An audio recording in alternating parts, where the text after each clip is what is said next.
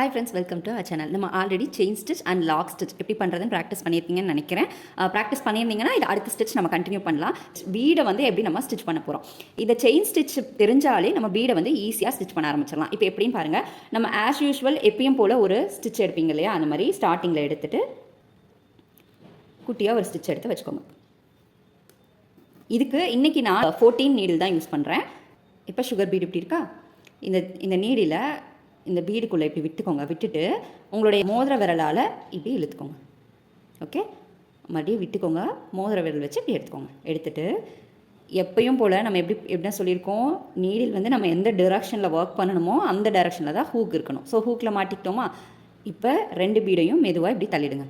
தள்ளிட்டு நல்லா டைட் பண்ணி பிடிச்சிக்கோங்க. அடியில் இருக்க நூலை நல்லா டைட்டாக இழுத்துக்கிட்டிங்கன்னா இதோட இடத்துல போய் அப்படி ஸ்டக்காகி நின்றுமா. இப்போ இந்த இடத்துல நீடில் இறக்கி ஒரு ரவுண்ட் பண்ணிவிட்டு மேலே எடுத்ததும் பொறுமையாக ஹாஃப் ரொட்டேஷன் பண்ணி த்ரெட்டை மேலே எடுத்துட்டு கொஞ்சம் உங்களுக்கு பெருசாக வேணால் இப்படி பெருசு பண்ணிக்கோங்க. சரிங்களா? அகெயின் 2 சுகர் பீடை எடுக்கிறோம். லோட் பண்ணியாச்சு. இதுக்குள்ளே விட்டுட்டு செட் பண்ணி நல்லா டைட்டாக இழுத்துக்கோங்க. டைட்டாக இழுத்துட்டு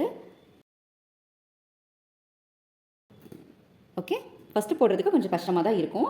ப்ராக்டிஸ் பண்ண நமக்கு ஈஸியாக வந்துடும். ஹூக்கில் மாட்டிட்டு இதை இந்த ஃபிங்கரால் இப்படி தள்ளி விடுங்க. தள்ளிட்டோமா, நல்லா டைட் பண்ணிக்கோங்க.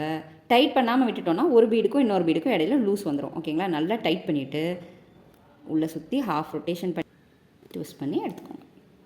ஓகே, செயின் ஸ்டிச் உங்களுக்கு தெரிஞ்சாலே நம்ம மற்ற எல்லாமே ஈஸியாக பண்ணிடலாம். 2 பீட் லோட் பண்ணிவிட்டு இறக்கிட்டு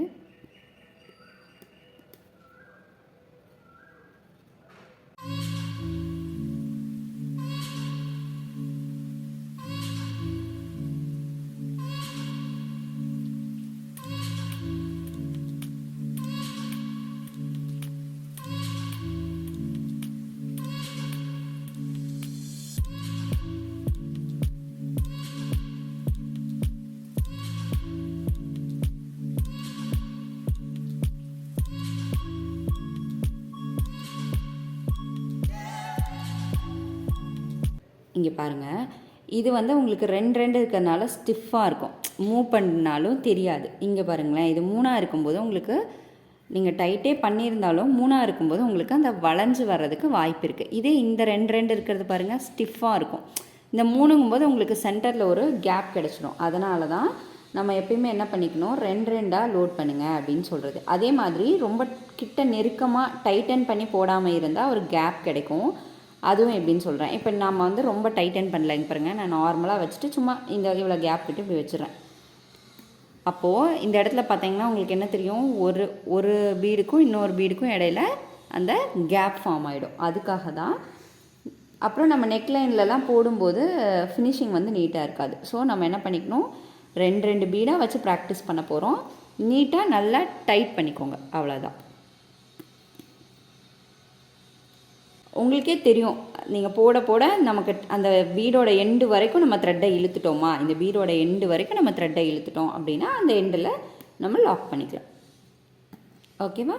இப்போ இந்த இடத்துல ஒரு எண்டு நாட் போட்டு உங்களுக்கு தெரியணுங்கிறதுக்காக கொஞ்சம் பெருசாக கேப் விட்டு போடுறேன். நீங்கள் வந்து பக்கத்துலேயே போட்டு ஃபினிஷ் பண்ணிக்கோங்க. ஓகே, நெக்ஸ்ட் கிளாஸில் பார்க்கலாம். Thank you so much.